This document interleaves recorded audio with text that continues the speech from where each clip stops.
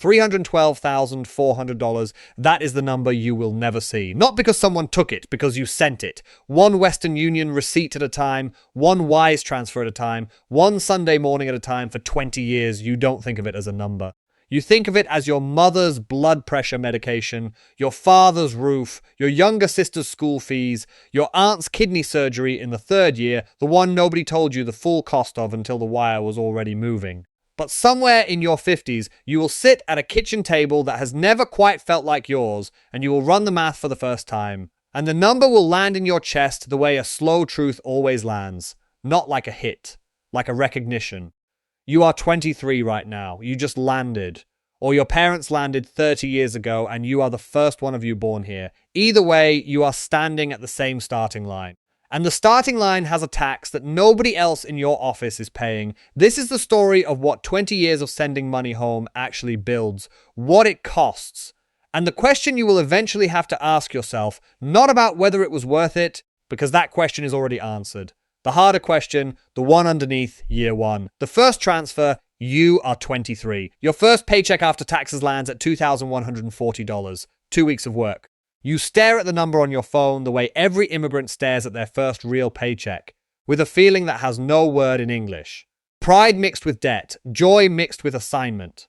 The money is yours and it is already spoken for.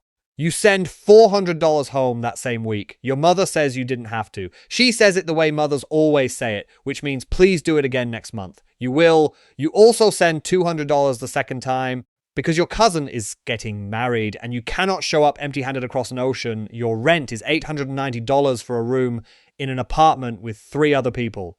You eat rice and eggs 4 nights a week. You don't call it sacrifice. You call it Tuesday. The first rule. The immigrant tax is not a percentage. It is the first cut off the top before any of the other math begins, year 3. The math becomes visible. You make $58,000 a year now. The promotion came faster than you expected, because you outwork the people around you in a way that they have all noticed, but none of them know how to name. You take home roughly $3,840 a month after taxes. You send $600 home every month now, sometimes $800.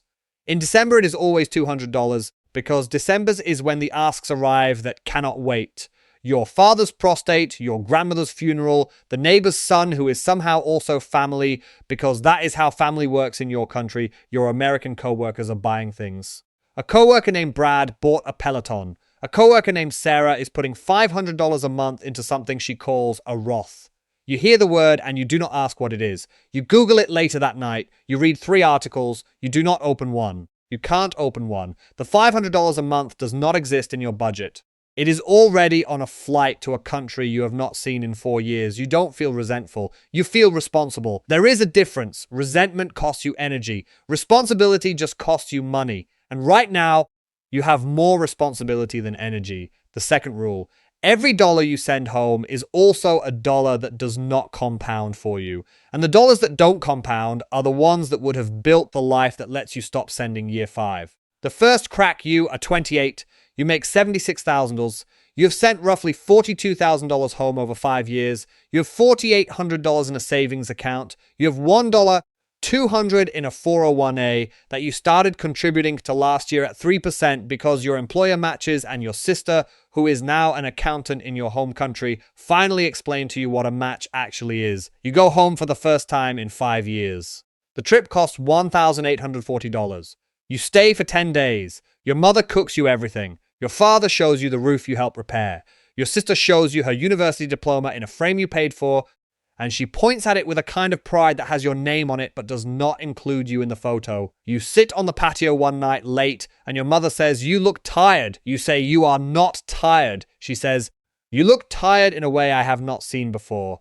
You don't tell her about the LinkedIn tab you opened at 1 a.m. last Tuesday. You don't tell her about the Roth IRA you almost opened and didn't. You don't tell her that there is a quiet, low-grade question that has started to live in your chest. The question of whether the life you are building over there is also a life that is being built for you. You don't tell her, because she did not raise you to put your needs in front of the family's needs. And you do not yet have the language for the idea that those two things are not actually opposites, the third rule. The hardest part of being the one who sends money home is not the money. It is the silence around the cost, ye 8. The reframe nobody told you about. You are 31. You make $94,000. You have sent home roughly $86,000 over 8 years. Your friend Ang, who came from the same village 2 years before you, sat you down in a coffee shop on a Saturday morning in October. Ak is 33. Ak has been here 11 years, just bought a small 2-bedroom condo in a neighborhood neither of you can pronounce correctly yet. Ah said, I want to tell you something nobody told me when I was your age. You are not abandoning them by saving for yourself. You are protecting them. The thing your family is most afraid of is not that you will become selfish. It is that you will become unable to help them in 20 years because you spent the first 20 years not helping yourself. You sat with that for the whole drive home. You opened a Roth IRA that Sunday night. You funded it with $300. The first month felt like betrayal. The second month felt like math. By the 6th month, you stopped feeling either of those things because the $300 was just gone from your account the way the $600 to your mother had always been gone, automatically, without ceremony, every month on the 1st. You did not stop sending money home. You sent $600 instead of $800. Your mother noticed. She said she didn't notice.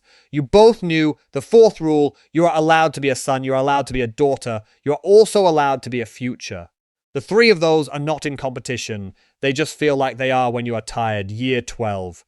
The double life. You are 35. You make $128,000. You have sent home roughly $148,000 over 12 years. You have $94, zeros in retirement accounts and a brokerage account because the conversation with Arn restructured the math 4 years ago. You are now living a quiet, careful double life. The American life, the 401a, the index funds, the small 1-bedroom condo you bought for $284,000 with a down payment that took you 3 years to assemble, and the other life, the monthly transfer, the WhatsApp voice notes, the photos of nieces and nephews you have met twice, the wedding gift you sent for a cousin whose face you could not have picked out of a lineup. Both lives are real, both lives are yours, and nobody in either life fully understands the other. Your mother does not know about the brokerage account. You have not lied about it. You have just not mentioned it. The omission has a weight. You carry it. Your American co-workers do not know about the $600 a month. You have not lied about that either. You have just let them think your savings rate is lower than theirs because you are bad with money.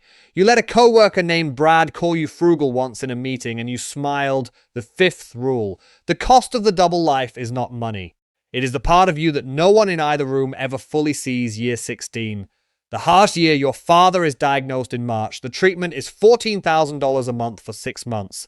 The family pulls together what they can. You wire $48, zeros across the 6 months. On top of the regular monthly transfer, your retirement account stops growing for the year. Your brokerage account drops by $36,000. You don't sell index funds. You sell 2 years of progress in a single decision, in a single afternoon, sitting at the same desk where you do everything else. You do not flinch. You did not even consider not doing it. The flinch would have come if you had to explain to your American co-workers what was happening, and you did not have to explain because they did not ask. Your father lives. The treatment works. He calls you on a Sunday morning in November to say thank you. You say there is nothing to thank you for. You both know there is. You don't tell him you sold the brokerage account. He doesn't ask. The not asking is its own kind of love. Year 20. The reckoning: you are 43. You make $186,000. You have sent home roughly $312,400 over 20 years. Your retirement accounts hold $284,000. Your brokerage holds $76,000. Your condo has $194,000 in equity. Net worth $554,000. Your coworker Brad, who started at the same company the same year you did, has $1.1 million. Brad did not send money home. Brad's parents send money to him at Christmas. Brad is not a better worker.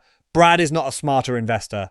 Brad just had a different starting line. You sit with this for a long time and then you do the thing that you could not have done at 23 or 28 or 31. You let yourself feel it. You feel the $312,400. You feel the years it represents. You feel the version of yourself who would have had Brad's number if you had been born to Brad's parents. And then you feel the other thing. The thing you cannot put a number on. Your father is alive. Your sister has a degree. Your mother has a roof that doesn't leak.